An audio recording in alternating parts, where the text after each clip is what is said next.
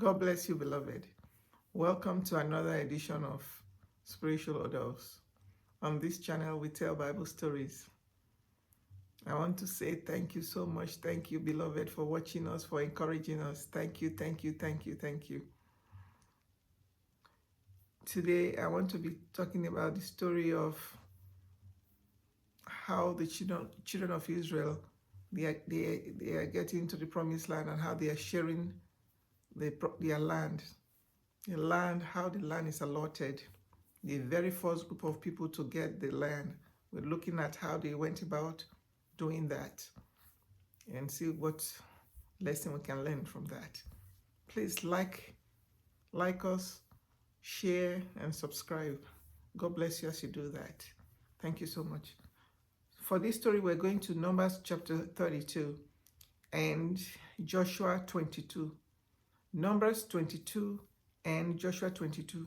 And I'll be using the Living Bible translation. I like the way it reads. So let's dig in.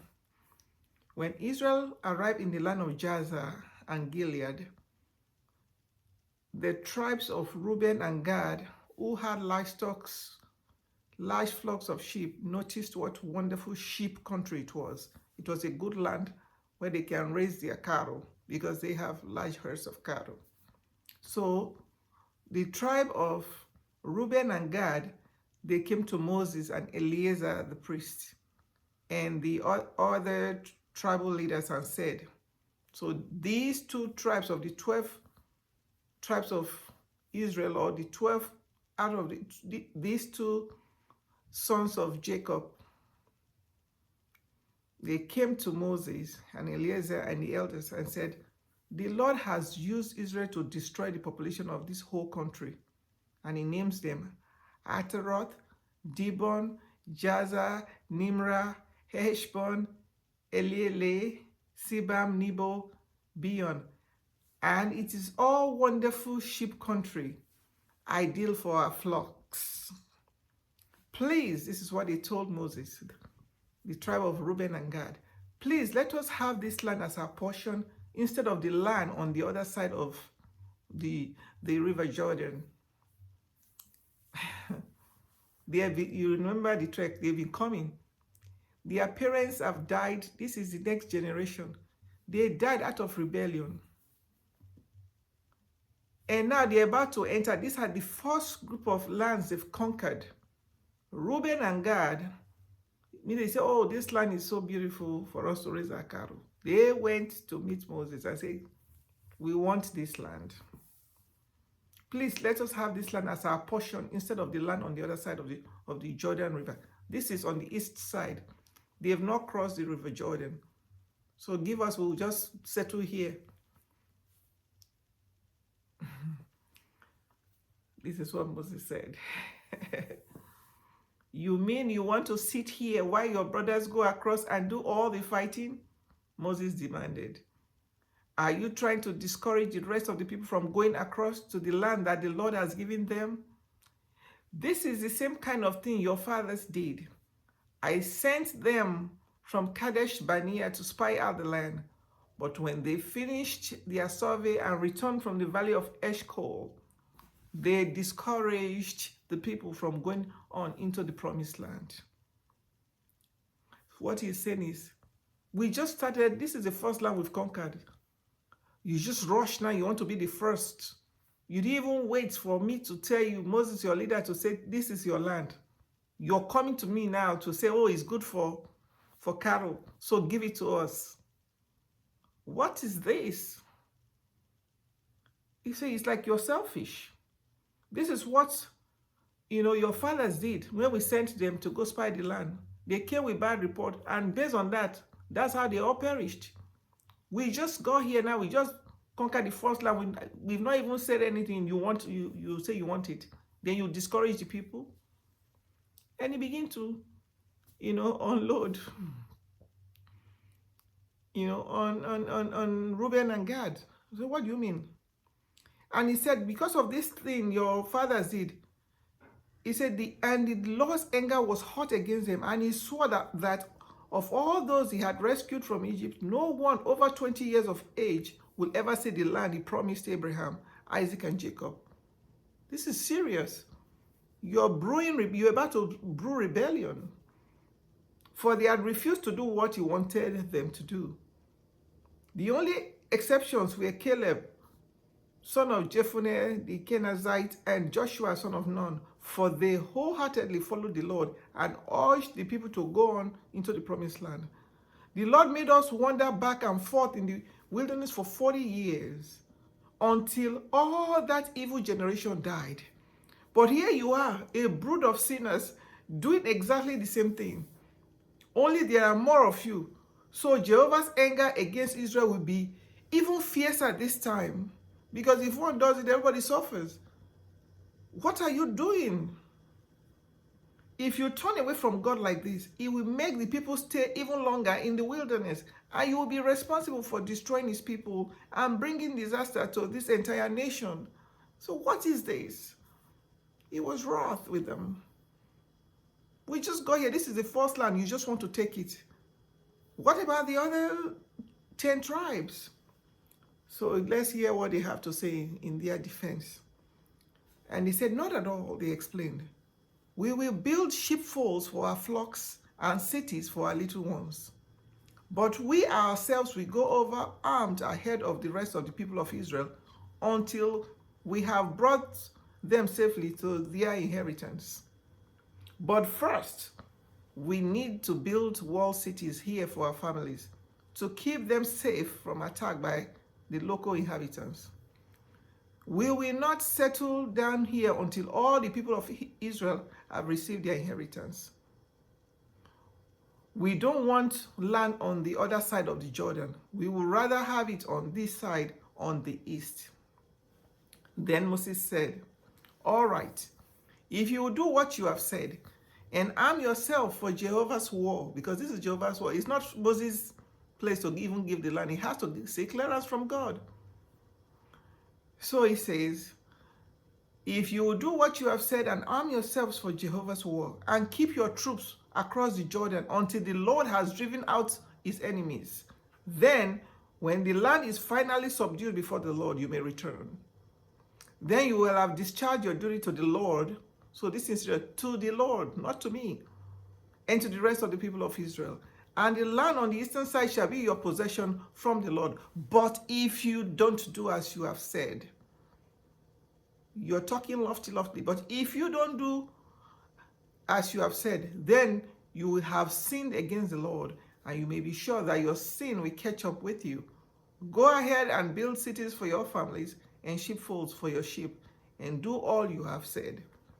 So then they retorted and said, we will follow your instructions exactly. The people of Gad and Ruben replied, our children, wives, flocks, and cattle shall stay here in the cities of Gilead. But all of us who are conscripted will go over to battle for the Lord, just as you have said. So Moses gave his approval by saying to Eleazar, the high priest, Joshua, and the tribal leaders of Israel, if all the men of the tribes of Gad and Reuben who are conscripted for the Lord's battle go with you over the Jordan, then when the land is conquered, you must give them the land of Gilead. But if they refuse, then they must accept land among the rest of the land of Canaan. The tribes of Gad and Reuben said again, as the Lord has commanded, so will we do. We will follow the Lord fully armed into Canaan, but our own land shall be here on this side of the Jordan. So Moses assigned the territory of King Sihon the territory of King Sihon of the Amorites, and of King Og of Bashan, all the land and cities, to the tribes of Gad, Reuben, and the half tribe of Manasseh, Joseph's son.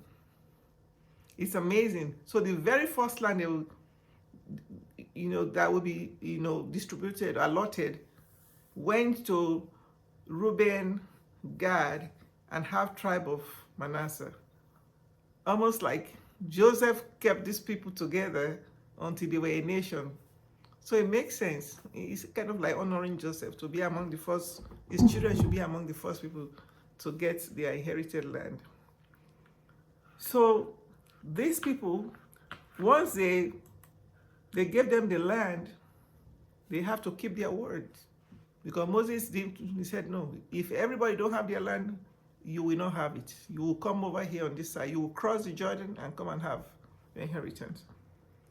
So why am I telling this story? We're going to Joshua 22.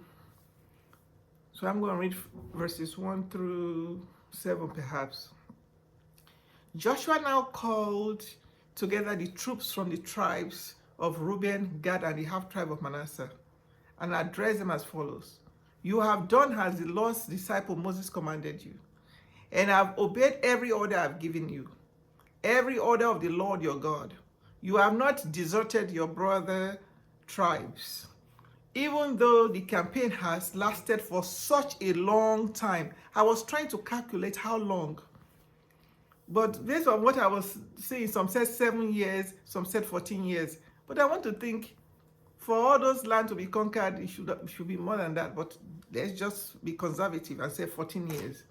And now the Lord our God has given us success and rest. Let me take it again. I can't read. And now the Lord our God has given us success and rest, as he promised he would. So go home now to the land given you by the Lord's servant Moses on the other side of the Jordan River. Be sure to continue to obey all of the commandments Moses gave you. Love the Lord and follow his plan for your lives. Cling to him and serve him enthusiastically. So Joshua blessed them and sent them home. Moses had assigned the land of Bashan to the half-tribe of Manasseh, although the other half of the tribe was given land on the west side of the Jordan. So they were on the east side, then the rest 10 tribes were on the west side. As Joshua sent them away, as he sent these troops away, he blessed them and told them to share their great wealth with their relatives back home, their loot of cattle, silver, gold, bronze, iron, and clothing. So why did this story pique my interest? I feel like,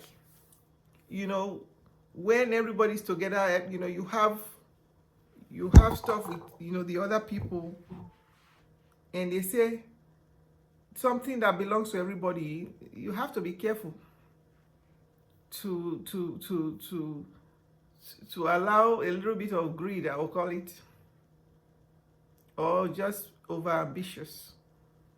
There was a little bit of that. They rushed and said, gimme. But the catch here was that you're not going to go back and enjoy that. Yes, you got the land first, but you will not enjoy it until everybody else has their own portion. So think about it. They came here and they fought, and their families were on the other side of the Jordan. The rest tribes were on this side, the west side. Their families were on the east side. So they have to cross River Jordan to get to their own land. But immediately the very first enemies, I would say, occupants of the land, promised land, were defeated, they just ran, oh, this land is good, it's good. Isn't that what Lot did with Abraham? When he says, choose the land. And the land he thought was good, land of Sodom and Gomorrah, he lost his wife, almost lost his life. So, but these people, they got the land quite all right, but they had to make sure they kept their promise. And they were commended, they did. It was tough. It took a long time, but they kept their words. And until everybody got their property, then they had to go back. They were blessed. They said they had loot of cattle, silver, gold, bronze, iron, and clothing. Lots. And so I commend them that what they said, they actually did. But I think Moses, made that plan, ironclad. and said, yes, you will take that first land. Yes, you're rushing to take the very first one. If everybody don't get their land, you won't get, yes, it won't be yours. You're going to fight like every other person till the end. If you don't fight till the end, you will not get it. But they proved themselves faithful. They fought till the end, and then they went home. Joshua blessed them and sent them home. So they are to be commended. And like he said, you have done as the Lord's disciples commanded you, and have obeyed every order I have given you. Every order of the Lord your God. You have not deserted your brother tribes, even though the campaign has lasted for such a long time.